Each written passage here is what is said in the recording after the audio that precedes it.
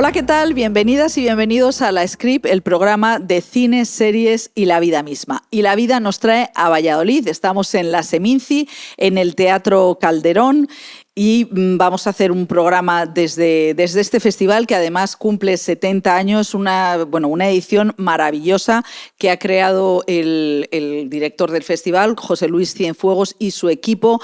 Por aquí están pasando, porque el festival acaba el fin de semana, películas muy importantes, películas grandes de los festivales internacionales como Berlín, Cannes, Venecia, no necesariamente las con los nombres más importantes, pero sí películas de francotirador.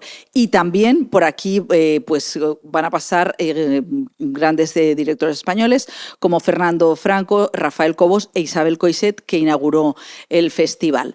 Recomendación de hoy: Yakarta, una serie de Diego San José, que también ha pasado por la Seminci y es su primera tragedia. Diego San José es el co-guionista con Borja Coveaga de... el gran co-guionista de la comedia amarga, de la comedia que hurga en tragedias. Bueno, ellos fueron los guionistas de Vaya Semanita, Los 8 apellidos vascos, metieron el dedo directamente en el patetismo del nacionalismo cuando ETA estaba matando, y después de dos grandes series como creador, también comedias agridulces y patéticas como Celeste y Botajuan, Diego San José se saca de la manga Yakarta, que es la historia de un personaje terrible que interpreta Javier Cámara. Es un profesor de gimnasia que fue en el 92 olímpico de bádminton y arrastra su horrible cuerpo patético, grimoso, con toda la tristeza de alguien que ha sido maltratado y que tiene un horrible secreto de dolor dentro.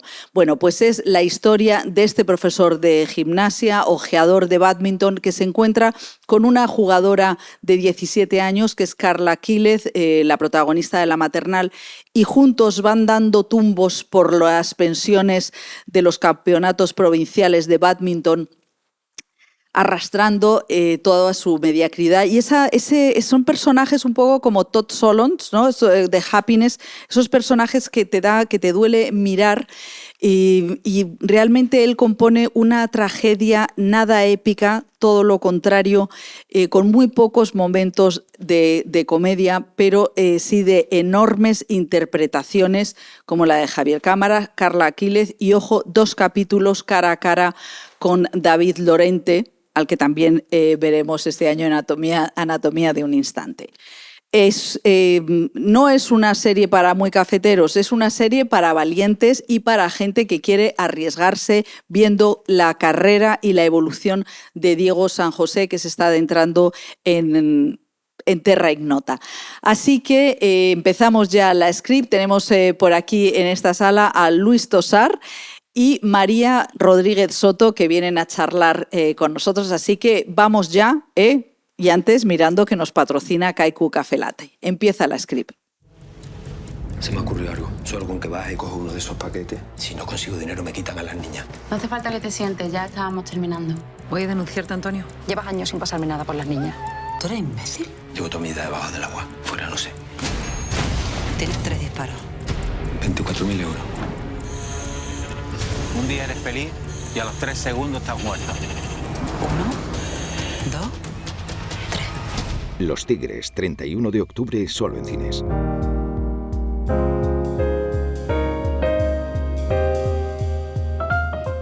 Pues como os decíamos, estamos en el Teatro Calderón, que estamos en la 4ª planta, que es la planta paraíso de este teatro, y aparece por aquí Luis Tosar. Luis, buenos días. Buenos días, estáis muy bien situados aquí. ¿Has visto?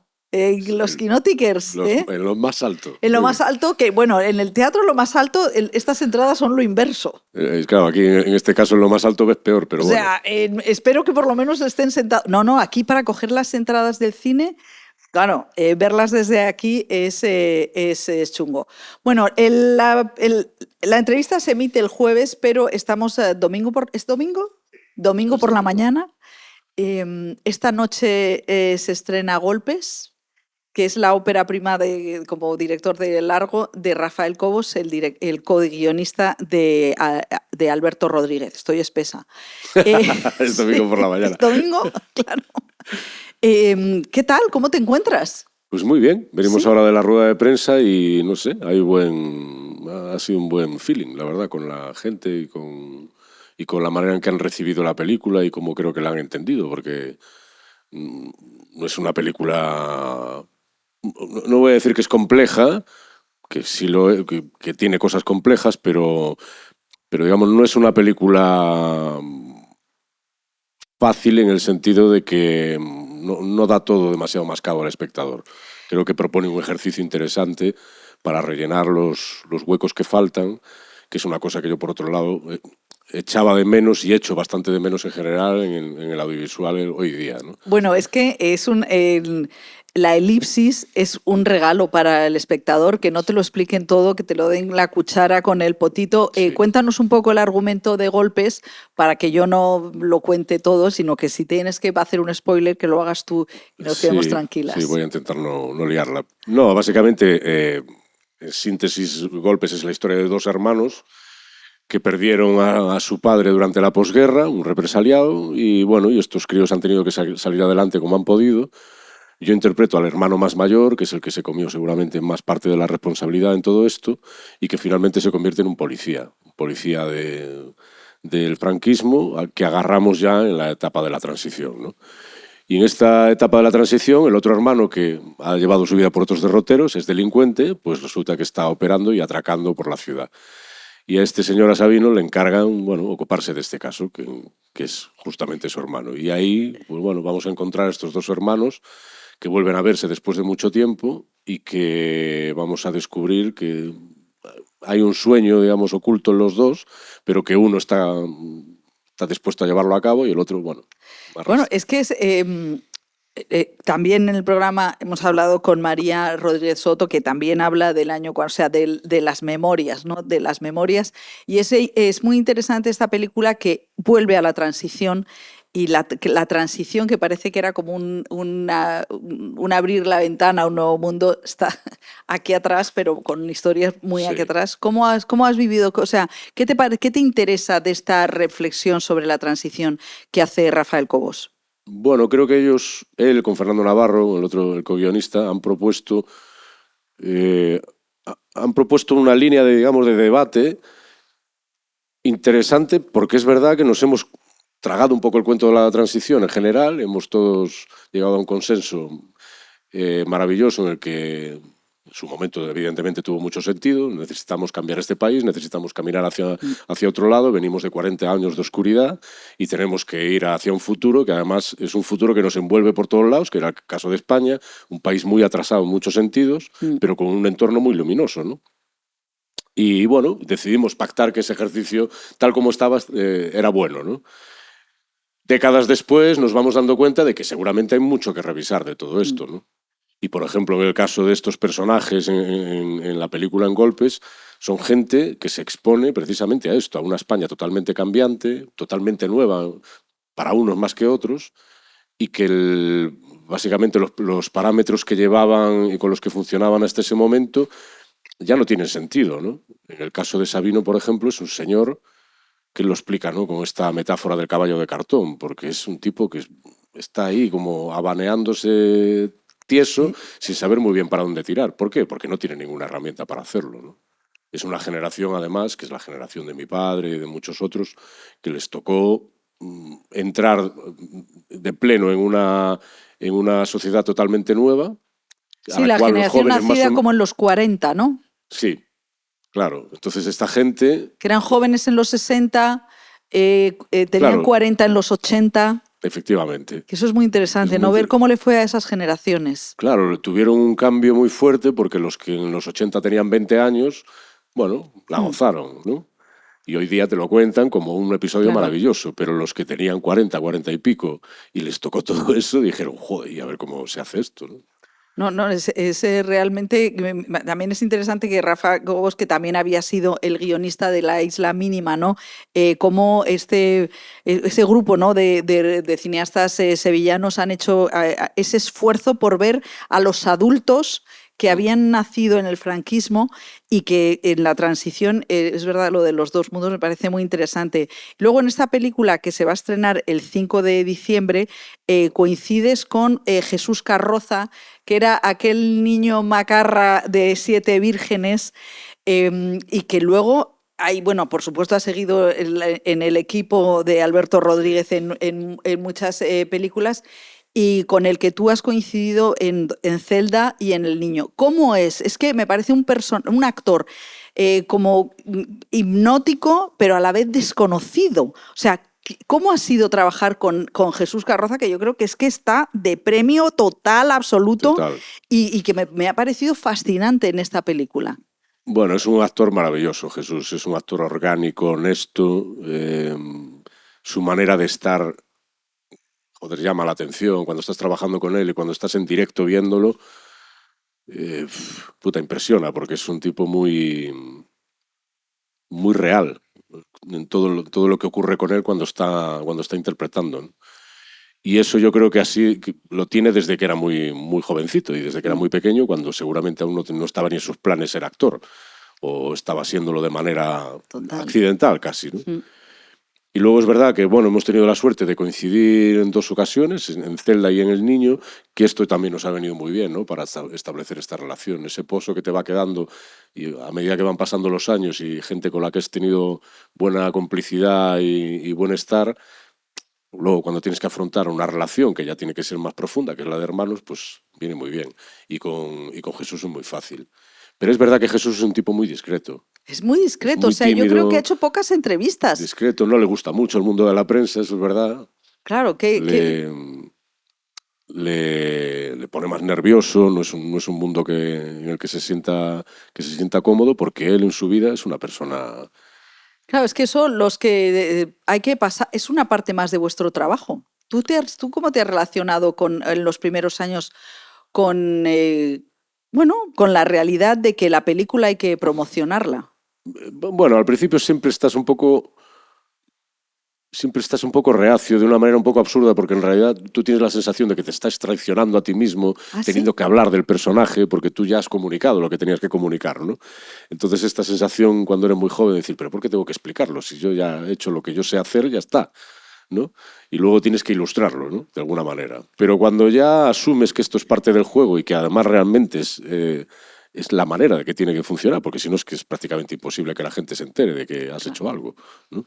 Si no hablas de eso y no das unas mínimas pautas de cómo se ha producido ese trabajo, de cómo ha surgido, de cómo se ha desarrollado después, que entiendo que es información que siempre es interesante para el espectador, ¿no? No, claro, es que las películas hablan por sí mismas, se explican solas, pero es verdad que ahora en este mar, océano de películas y de series, tiramos...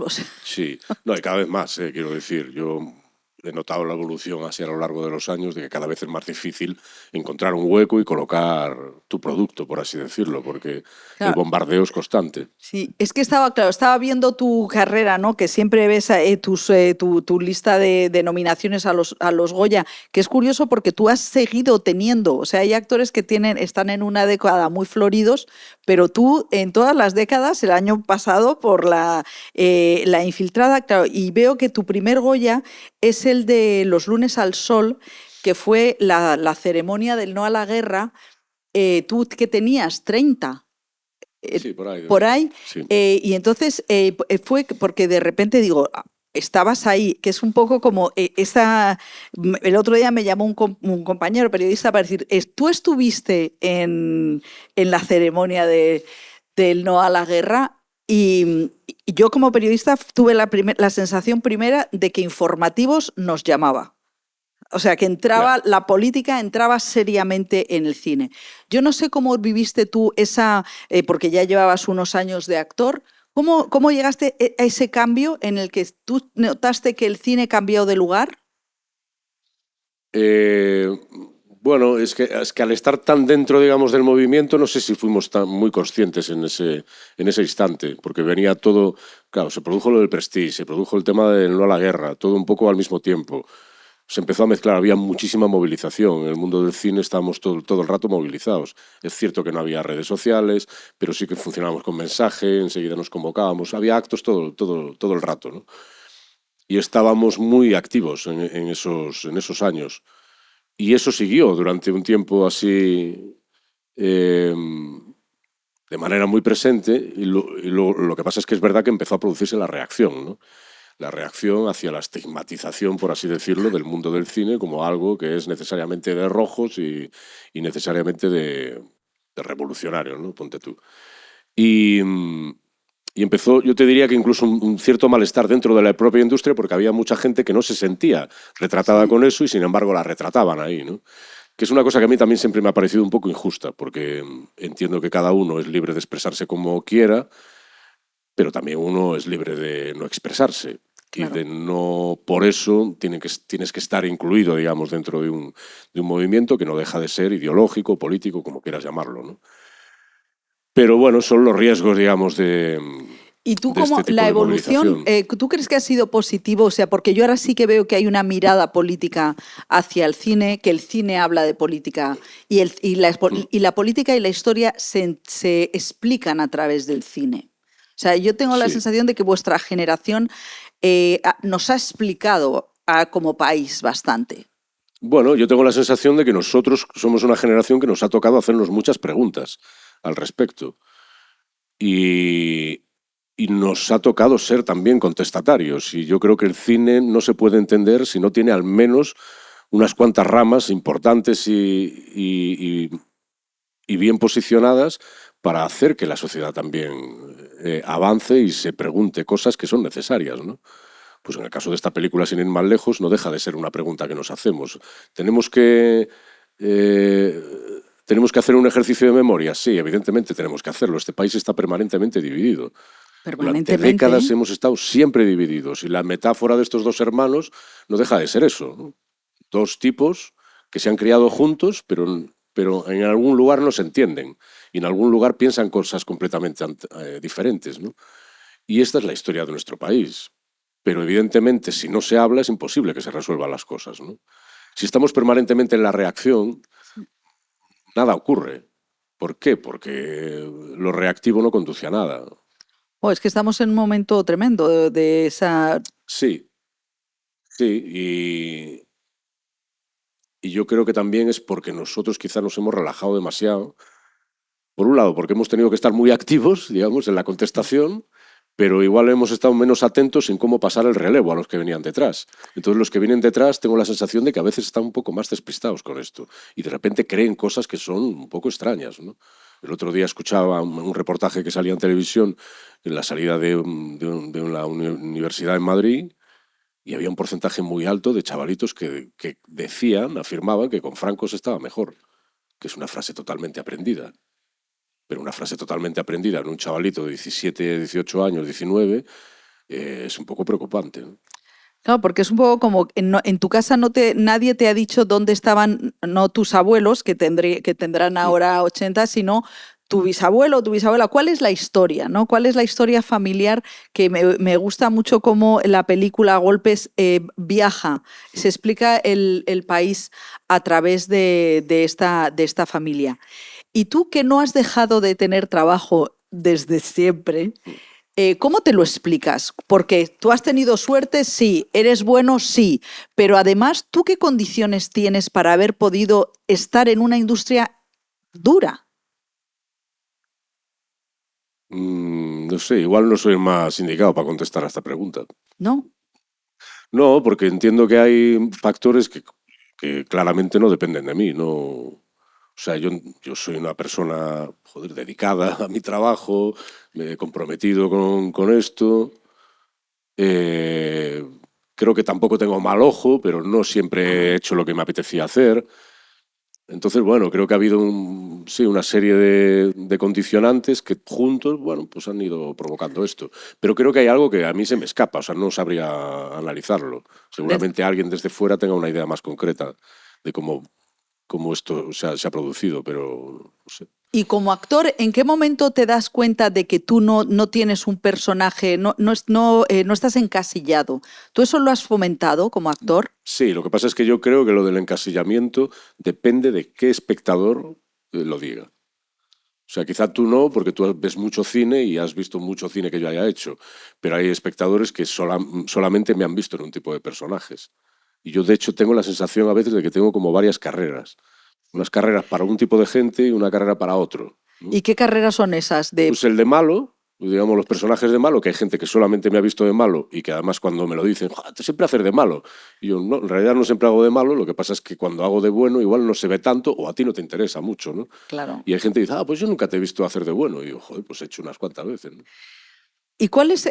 Porque en esta película, En Golpes, tú es un ejercicio de contención tremendo porque es Jesús Carroza el reactivo, ¿no? Y no sé como actor cuál es como tu sentimiento favorito en el que tú dices, esto estoy bien. Yo, por ejemplo, bueno, claro, yo a Antonio de la Torre digo, lloras fenomenal. Antonio de la Torre sufre, pero que parece que ha nacido para sufrir, porque es una cosa, vamos, como Victoria Abril. A mí me parece que son supermaestros. ¿Cuál es tu sentimiento, el sentimiento del que tú eres Master and Commander? Hostia. No sé, el mosqueo, el enfado, seguramente. ¿Ah, sí? Sí. ¿Sí? Bueno. Sí, probablemente sea el más... Y desde ya tus años, que ya eres un veterano, ¿tú te esperabas esto? O sea, ¿esperabas tu carrera? ¿Qué te ha sorprendido de tu carrera? De lo que te has encontrado también, de la industria, del camino, ¿qué te ha sorprendido? Bueno, esto que hablábamos, me sorprende un poco, no deja de sorprenderme la longevidad. O sea, estar vigente y estar activo y estar tal, sí, me sigue sorprendiendo porque creo que es una profesión muy cabrona. Sí. Muy cabrona y a veces muy desagradecida. Yo, por suerte, todavía no he vivido ese momento. En algún momento llegará, evidentemente, pero a veces es demasiado sorpresiva, por así decirlo, ¿no? Quiero decir que de la noche a la mañana hay un acontecimiento que desata que de repente estés fuera de órbita, ¿no? Pues eso es sí, vosotros tenéis... Que puede tener que ver con el trabajo o puede incluso no tenerlo, pero te hace desaparecer, ¿no? Bueno, en la Script yo te he entrevistado, esta es con la tercera entrevista que hacemos de la Script y yo es que estaba viendo las anteriores estos días y era como si tuviéramos un running gag que queda al final de la entrevista, que es tu familia, ¿no? Tu padre, que tú cuentas unas cosas maravillosas de tu padre pasando la aspiradora el domingo por la mañana con Rocío Jurado, no, con Rocío Dúrcal. Con Rocío Dúrcal, con Antonio Molina. Eso, bueno, entonces es una cosa maravillosa. Y entonces estuve viendo que en 2017 te dieron la Espiga de Oro aquí en la Seminci, y que tú contabas en la rueda de prensa que tu madre es una gran fan de Jackie Chan. Y yo decía, pero vamos a ver, la familia Tosar es una fiesta. O sea, ¿cómo? Cuéntame, porque siempre hablamos de tu padre, de Luis Herminio. Sí.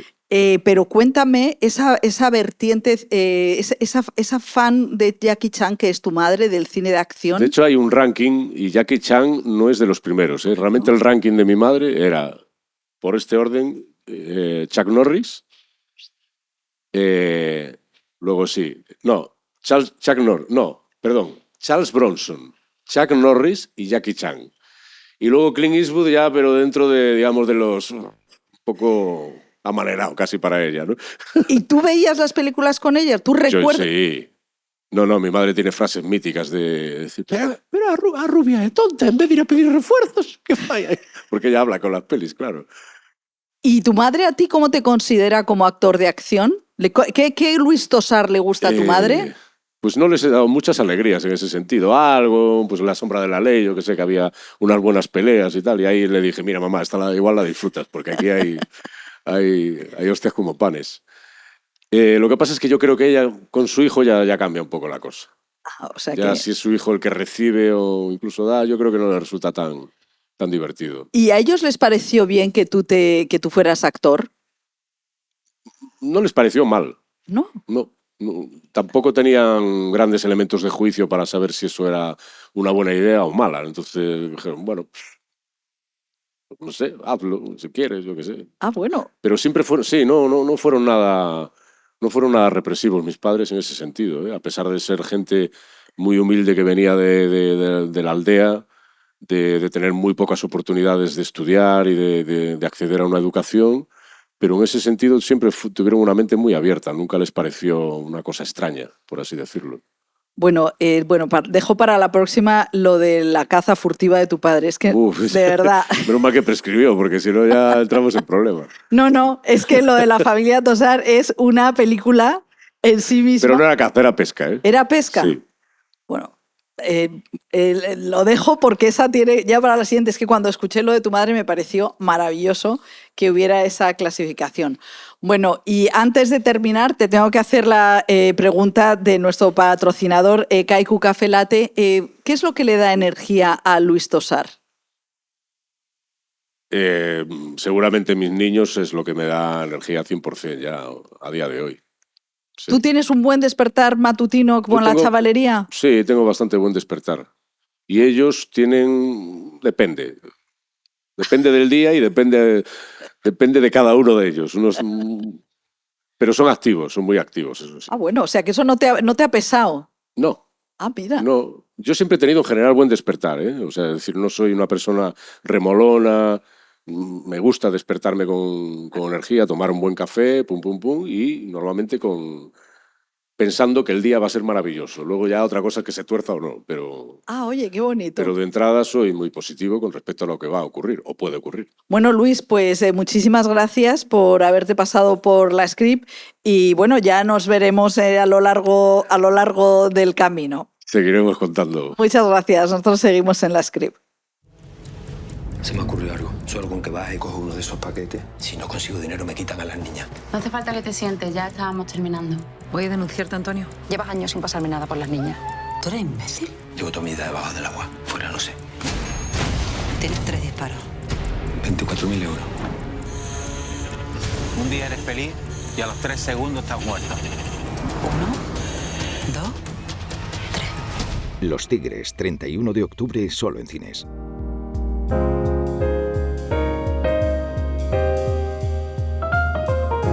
Pues nos hemos cruzado con María Rodríguez Soto en la puerta del Teatro Calderón. Efectivamente, así ha sido. Buenos días. Buenos días, María.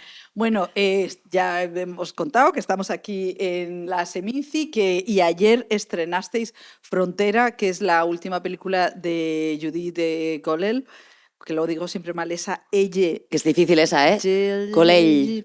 Bueno, no, voy a dejarlo porque es una aventura tremenda, que protagonizas con Miki Esfarbé y que es una historia rodada en los... Bueno, es Frontera. Cuéntanos un poco la historia, que se va a estrenar el 12 de diciembre, pero es una película que está aquí en la Seminci y tiene posibilidades de premio como todas las que pasan por aquí. A ver, Frontera trata es una declaración de intenciones el título, y es la frontera españo-francesa, que es justo en la parte de la Val d'Aran, que es un sitio donde había muchos pasadores de gente judía que los ayudaba a pasar, que se iban del nazismo, ¿no? Y entonces, digamos que es una historia de la posguerra que hemos visto mucho en nuestro país, pero está tratada desde un punto de vista creo que diferente, básicamente porque está dirigida por una mujer y porque creo que el peso y la intencionalidad están las mujeres en esta película. Son las que toman las decisiones y eso se lo tengo que agradecer a Judith porque ya tocaba que explicáramos, aparte de la mujer dentro de casa, que hace también una mujer derrotada, con ideas políticas que ha perdiendo una república, cómo eso la puede a ella llegar a amargar. Y estoy muy contenta de eso. Sí, porque tu personaje no es una mujer con llorosa todo el rato, es más, está más bien enfadada, ¿no? Porque ¿qué hacemos? ¿Cómo vivimos como una republicana? Su marido ha tenido que desertar para seguir viviendo. Y es verdad que es muy interesante ese enfoque de tantas mujeres que en las guerras toman decisiones. Absolutamente, se pusieron al mando, ¿no? Porque se quedaron solas, porque eran las que estaban tirando de los pueblos, de las ciudades, de todo, ¿no? Y en el fondo también asumían, seguramente, ¿no? Es que, claro, no sé qué contar y qué no contar, pero hay un momento de la película en que Mercè le dice a su marido, es que tú decidiste desertar. Claro. Y hay algo de que lo entiende perfectamente. Yo también he vivido una guerra y yo te entiendo perfectamente, pero esa decisión la tomaste tú y seguramente muy acertadamente como para poder sobrevivir y que estos niños tiren para adelante, ¿no? Pero son conversaciones que asumes, o sea, son decisiones que asumes y que nunca acabas teniendo esa conversación, ¿no? Y que acaba minando dentro hasta que al final, ¿no? Bueno, a mí me ha impresionado hablarlo. también, claro, la ignorancia, ¿no? De la generalización que hay con las guerras. En una guerra... bueno, es que España tuvo su propia guerra y luego empalmó con la guerra mundial, que para los republicanos fue como extender la guerra, y por la frontera hispano-francesa, que decías, desde el 43 al 45, pasaron 80.000 judíos y otras personas no queridas, ¿no? Para los nazis. Y entonces te quedas un poco sorprendido de ¿cómo podemos vivir en la ignorancia total? Y a mí me choca en este momento, además de tanta ira verbal, que la película plantea cosas de hay que hacer, ¿no? Sí, yo creo que es una película que da como una esperanza a la frase típica, pero que tiene mucha razón, que es lo que tienen los tópicos, ¿no? Que el pueblo salva al pueblo. Llega un punto ya que los estados no pueden confrontar ciertas cosas, no pueden, no quieren, no sé qué pasa. Creo que todo depende evidentemente del capitalismo y de muchas cosas que se nos escapan, pero hay algo que si nos acabamos creyendo el poder que tenemos, la transformación existe. Y yo creo que forma parte esta película de esta esperanza en el momento en el cual estamos viviendo. Necesitamos mensajes de esperanza y de luz. Sí. Hay que cogerse ahí, porque todo lo otro, todo lo malo siempre lo sabemos, ¿no? Pero ¿cómo puede ser? Antes lo hablábamos, que no sepamos esto, que es historia de nuestro país, porque realmente la ley de la memoria histórica es una asignatura pendiente de este Estado y de la humanidad en general. Claro, yo también creo que es una responsabilidad individual, ¿no? Sí. Querer saber qué pasó. O sea, yo creo que si tú empiezas a preguntar a tus padres por sus padres, pues posiblemente... acabas llegando a ciertas... Acabas llegando a lugares, ¿no? Además es fuerte porque ayer en el coloquio, después del estreno, una mujer contó una historia de que una amiga de una amiga en Galicia también pasaba gente y que los disfrazaba, que es una cosa que pasa en la película también, para poderlos pasar a Portugal, que se pudieran coger un barco e irse a América, ¿no? Claro. Entonces está lleno de culturilla popular, que es la que nos define en el fondo, pero eso no trasciende a las escuelas, no trasciende. Entonces hay algo como los que nos dedicamos a esto, que tenemos la suerte de podernos dedicar, también esa responsabilidad política de poder que esto llegue a más gente y podamos frenar un poco esta ola de derechas que llega desde la juventud, que viene muy cargada y que dices, hostia, realmente si eso es así es porque no saben realmente lo que ha pasado, porque... Sí. Qué fácil es odiar, ¿no? Qué peligroso, porque luego Claro, eso... es que es muy sencillo odiar. Es con lo que primero que te encuentras seguramente, y más en la adolescencia, en los cambios. Sí. Y hay que sacar eso, ¿no? Sí, Es como un poco de inteligencia emocional, de cuidar desde aquí también. Sí, porque en ese sentido es una película como muy porosa, ¿no? Que invita a muchas cosas. Entonces me encuentro esta mañana a María, que iba con Laura Olaizola, que es una jefa de prensa mítica, y ya estaba pidiendo tu gelocatil matutino, porque ¿qué tal fue ayer un estreno en un teatro Calderón como este, en la Seminci? ¿Cómo fue de emocionante? ¿Cómo, tú que eres una mujer de teatro estás acostumbrada a las grandes noches, pero el cine siempre tiene esta parte más solitaria? Exacto, yo soy mujer de teatro, pero ¿qué pasa? Que yo nunca estoy espectadora, o sea, sí que voy a ver teatro, evidentemente, pero cuando se muestra algo mío estoy activa, ¿no? Entonces, ayer fue muy emocionante porque yo había visto la peli una vez, la primera vez que es una película, todo te parece mal, hablo de mí, ¿eh? Y dices mal, te juzgas, y entonces siempre a mí me encanta el segundo visionado porque ya está dentro y la disfrutas. Y había algo de colectivo de ayer, de verlo con gente que que me da una pena, pero que vas al cine y ya nunca estás con más de 10 personas, Sí. que ver un cine lleno contando esta historia estábamos muy nerviosos. Miki y yo y Asier y Judith estábamos muy nerviosos ayer y estábamos muy contentos y nos encantó ver la reacción de la gente y luego cómo se quedó todo el mundo en el coloquio. Es que ir al cine es la hostia, ¿eh? Claro, no, sí, fíjate que ahora los directores y las directoras están haciendo una promoción itinerante a base de tener encuentros. Encuentros, coloquios, es que sí, es la manera de fomentar que la gente venga, ¿no? Hay que ingeniárselas todas. Bueno, fue el año pasado con Casa en Flames, ¿no? Sí, Casa sí. Llamas, que llevas unos años muy, muy buenos, ¿no? Desde los años que vendrán, Mamífera, Casa en Flames. Y es que estaba leyendo una entrevista de Aisge que decías que eres como la madre de Cataluña. Es que me han tocado todo. Es que me ha tocado todo tipo de maternidades. He pasado por todas. Pero qué suerte, ¿no? Tú imagínate, me siento súper afortunada. Pero que es curioso, ¿no? Porque a veces las cosas coinciden, porque alguien te ve en algo y piensa en tu cara. Y hay estas cosas de esta profesión que son así. Pero claro, es súper interesante. Y aparte me ha tocado contar estas historias desde un punto de vista femenino, nuevo, y me siento como muy orgullosa también de formar parte de esta manera de hacer cine. Y tú, es que lo llevo diciendo varios programas porque vino Agustín Díaz Llanes y decía que hay caras que piensan, que me pareció, lo decía de Susana Abaito, que decía que le ponía la cámara delante y que la veía pensar. Y a ti te pasa eso. O sea, tú tienes una emoción en la cara que yo no sé muy bien cómo te has relacionado con ella. ¿Cuándo te subiste a un escenario y te diste cuenta que tu cara expresaba emociones? Pues mira, me pasó con 16 años. Bueno, eso, yo lo viví así, que no sé si trascendía, ¿sabes?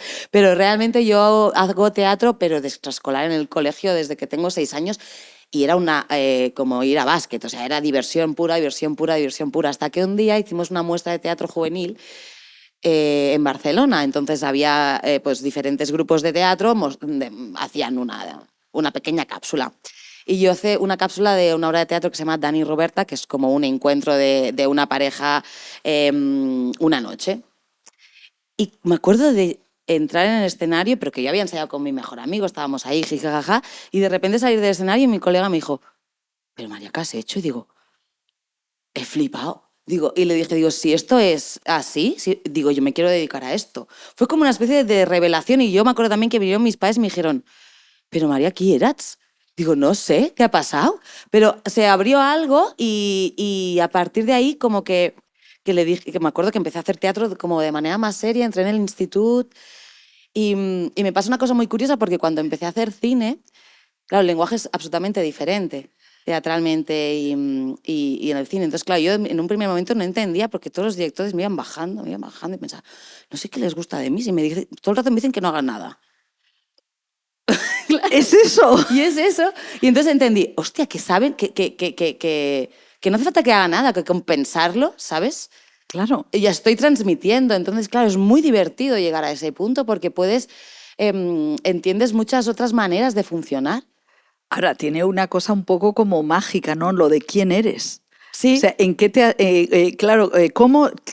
O sea, vosotros hacéis esa cosa que es tan mágica, tan casi paranormal.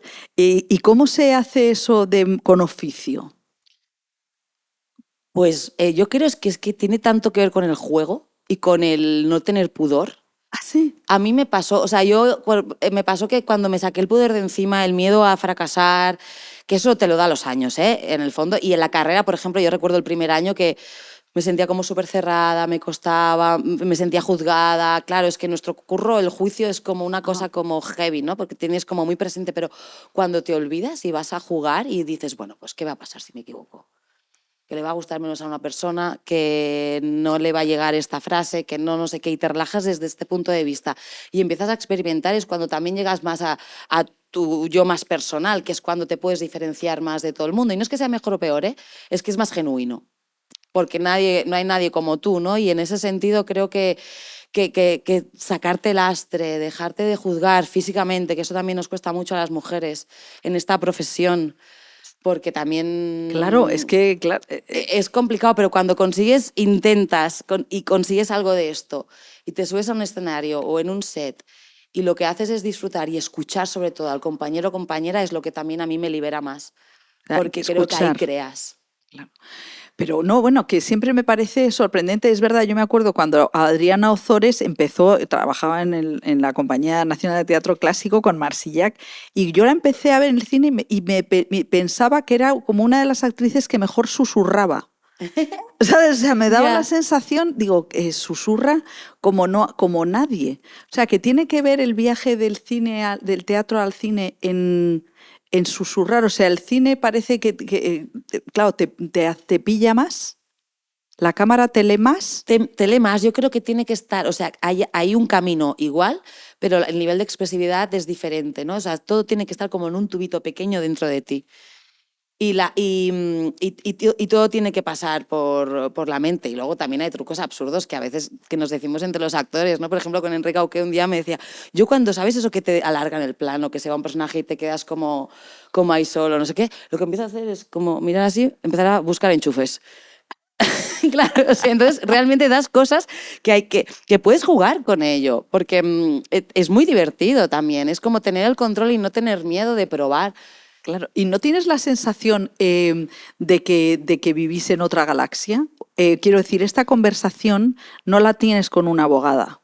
No, Claro, sí, es verdad. O sea, a pesar de que luego todo es muy performativo. Sí. Entonces es como que yo cuando os escucho pienso, deberíais explicarle esto a la gente, porque incluso si estás, bueno, trabajas en una farmacia, que buenas tardes, eso también es un personaje. Y yo pienso, sabemos poco de interpretarnos a nosotros mismos. Totalmente, y de observar y de empatizar, que creo que algo muy bueno de nuestra profesión también es esa, ¿no? Cómo llegas a entender todo el abanico de, ya no solo de tu personaje, sino de los personajes quizá que están en esa película, ¿no? Cómo te metes en un guión y cómo a partir de ahí empiezas a entender y no juzgar, que es esa manera, ¿no?, de observar, que somos muy observadores también. ¿Y tú robas cosas en la calle? A ver, me dan ideas, pasa que a veces la realidad, dices, hago eso, en una película no se lo creen. Porque a veces la realidad es bueno, no, a veces no, es insuperable. O sea, ahí pueden haber como cosas que te hagan pensar en otras cosas o que te lleven a un camino, ¿no? Pero es muy difícil emular realidades porque son eso, la genuidad. Bueno, es que, por ejemplo, a mí, fíjate, un plano que me ha gustado mucho de la película, que parece una tontería, es cuando tú te quedas sola y se va la familia y te quedas sola con el desayuno. Y yo pensaba, ese es un poco un momento vital de muchísimas mujeres siempre, que me parece, claro que dices que lo dirige una mujer y dices, es que vamos, que claro. Claro que, bueno, que por ejemplo me acuerdo de haberlo visto en otras películas, pero me pareció como una imagen de la realidad que dije, qué maravilla. Qué maravilla empezar una película sobre la posguerra y sobre el paso de judíos con la visión de una mujer así, ¿no? Sí. ¿Cómo explicas tanto de ella? O, por ejemplo, el momento que estamos en la cena con Meyer, el nazi, ¿no? Que ellos tres están hablando de todo eso y que Judith lo que plantea es ellos detrás, sin zoom, escuchando la conversación y la cara de Merced todo el rato escuchando lo que dicen, ¿no? Eso también es una apuesta de dirección que lo que quieres entender es el camino de esta mujer. O sea, es que eso me parece realmente maravilloso. ¿Y qué te gusta a ti hacer que no tenga nada que ver con la interpretación? Pues mira, a mí me gusta coser, te lo juro. ¡Qué envidia! ¿Sabes coser a máquina? Sí.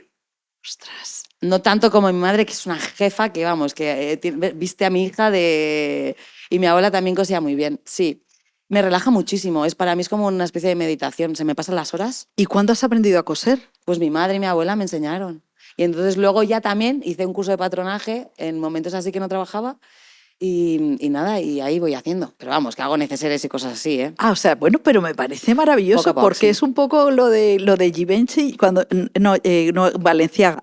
Que yo fíjate, yo pensaba, después de esa serie, nadie puede volver a mirar la ropa de la misma manera. O sea, que tú sabes, tú miras la ropa. y te das cuenta. ¿Sabes qué pasa? Que a mí el mundo de la moda me da igual. O sea, Sí. no soy muy... No estoy preparada para esto. Es algo, por ejemplo, de mi profesión que también me supera.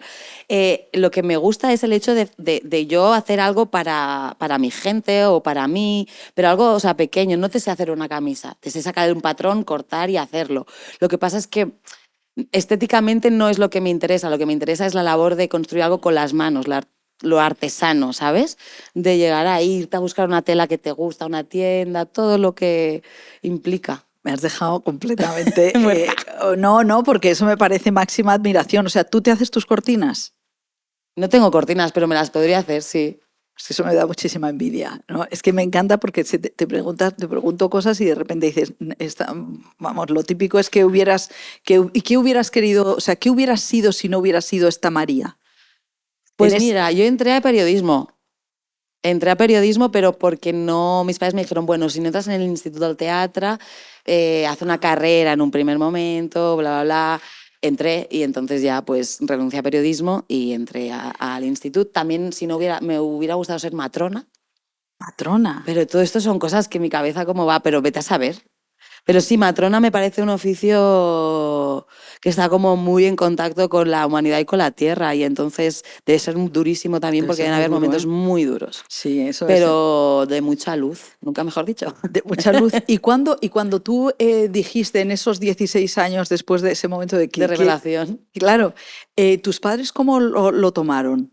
Mis padres bien, o sea, en un primer momento me dijeron, o sea, evidentemente, María, haz teatro siempre que quieras, pero es verdad que yo era muy buena estudiante, que en el instituto siempre decían, vas a hacer una carrera académica, te va a ir muy bien, no sé qué, no sé cuántos, y yo de repente salí, no, yo quiero hacer teatro.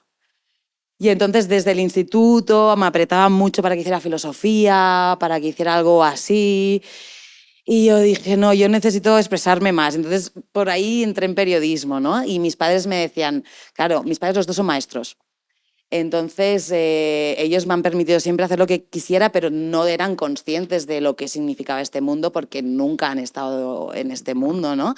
Y entonces había algo como de tener seguridad de ellos, decir, bueno, haz una carrera y el teatro lo vas haciendo, pero me acuerdo que el primer día de las pruebas me fue fatal, llegué llorando a mi casa con 18 años y mi padre me dijo, María, no te preocupes, si no entras este año, entrarás el año que viene. Y lo de periodismo da igual, de verdad, no te preocupes. Vio tanto lo que me emocionaba que me apoyaron desde el principio. Ahora, es que es muy fuerte lo de los 18 años, ¿no? Esa época, qué fragilidad, ¿no?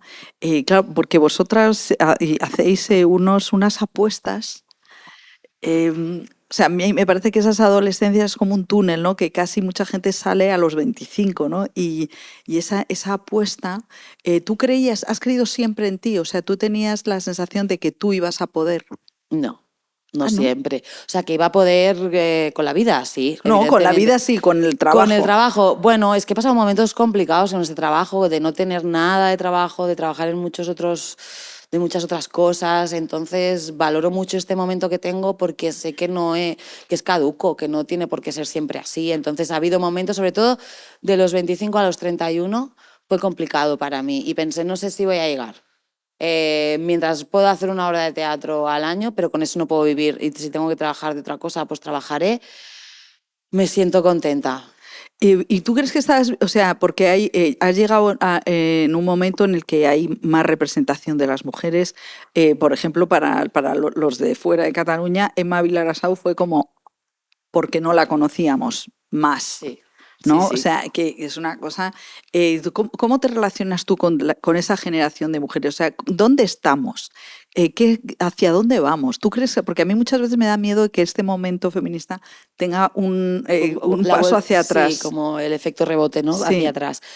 A ver, yo creo que las mujeres actrices de 60 años están en un momento muy complicado, pero están haciendo mucho trabajo. Emma, por ejemplo, está haciendo un gran trabajo a nivel de visibilizar el trabajo de la actriz. Es que a veces yo me siento, tío, digo, yo soy actriz, no soy modelo, ¿sabes? O sea, hay algo como...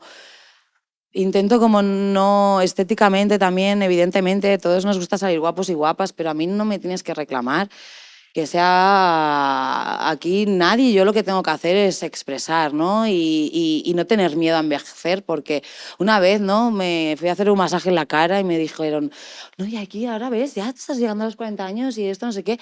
Podrías hacerte, es que puedes envejecer, pero envejecer bien. Y yo me la quedé mirando y digo, pues que envejecer ya de por sí es bien, señora, Claro. me voy. O sea, claro, pero si... Y tú, yo porque ahora ya tengo una edad y confío en mí, pero eso me lo dicen con 22 años, tío, y te acaban comiendo la cabeza. ¿Y tú te pesa tu poder de representación? Porque es verdad que a Emma el año pasado la pusimos... Era como necesitábamos que generase titulares. Sí, claro, ¿sabes? sí. Era como... Sí, por favor, y aparte los Por genera y los hace increíble, es porque increíble. necesitamos voces como la de ella, ¿no? Una mujer de 60 años que lleva toda la vida currándose en el teatro catalán, que tiene bolos, que rueda, que no sé qué, que no sé cuántos, que de repente todo un país entero casi no la conozca.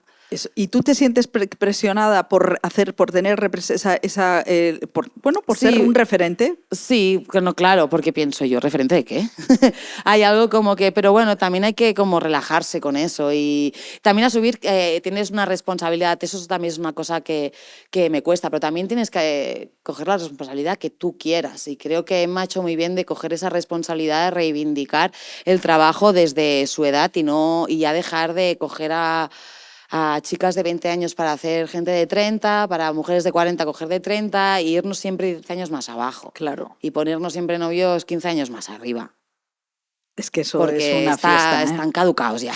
Ya no, pero mira lo de un funeral de muerte este año que ponían a Belén Rueda, que tiene 60, era madre de Ernesto Altrio, que tenía 54. 2025. Me pegó un tiro. Claro, es que... No, ahí también hay responsabilidad de decir, pues esto así no lo voy a hacer. Claro, pobres. No, yo entiendo que no me quiero... No, pero, totalmente, pero y sí que hay necesidades es duro, y que nadie es nadie para juzgar. Es duro. Pero realmente yo a veces lo pienso, ¿no? Que me han ofrecido algo y digo, es que creo que por edad no debo ser yo. Mira, eso tal. Bueno, vamos a terminar y llega el momento de la pregunta Kaiku Café Latte, que es sobre tu energía. ¿A ti Vale. qué te da energía? Pues mira, a mí me da energía comer patatas fritas y huevos fritos. Me pone súper contenta. Y a mí la alegría Se me oyen da risas energía. por aquí. Ya, claro. La alegría no te da energía. Y entonces lo que me pone alegre, pues me da energía. Y eso es como muy directo. Y, o sea, que tú, de las cosas de la vida, o sea, reírte, ¿qué posición ocupa? La diversión. La diversión está muy arriba. La diversión, me encanta. Sí. Es que si no... Sí, me gusta estar de buen humor, me gusta reírme, tener sentido del humor y desde aquí te salvas un poco a veces, ¿no? Sí. Reírte de una misma. Bueno, me ha encantado que tu energía salga de los huevos fritos con patatas fritas. Eso me ha encantado. Todo es posible. Bueno, María Rodríguez Soto, muchísimas gracias por pasarte por la script. Y nada, nos iremos viendo. Ah, bueno, no te he preguntado por matar a un oso, que además llevas rodando en el Pirineo, que ya debes tener todos los abrigos mejores. Me encanta el Pirineo, ya soy de allí. Soy Cuéntanos un silvestrada poco. estoy. Cuéntanos. Pues se está yendo increíble matar a un oso. El Con los equipo- Cabezudo. Con los Cabezudo, con Borja Soler también, que está dirigiendo 2 capítulos, y con un casting y un elenco maravilloso y un equipo técnico y artístico que estamos ahí como si fuéramos una familia. ¿Y tú eres montañera? No mucho, la verdad. No. No. Tuve un novio montañero y me cansé ya. Dije, qué bonito. esfuerzo. Qué bonita historia. Sí. Tuve un novio montañero y es que me das titulares. Sí, te doy titular. María da titulares. Lo vamos a dejar aquí porque... Hija de Emma. Bueno, pues muchísimas gracias. A ti, un placer. Hasta luego.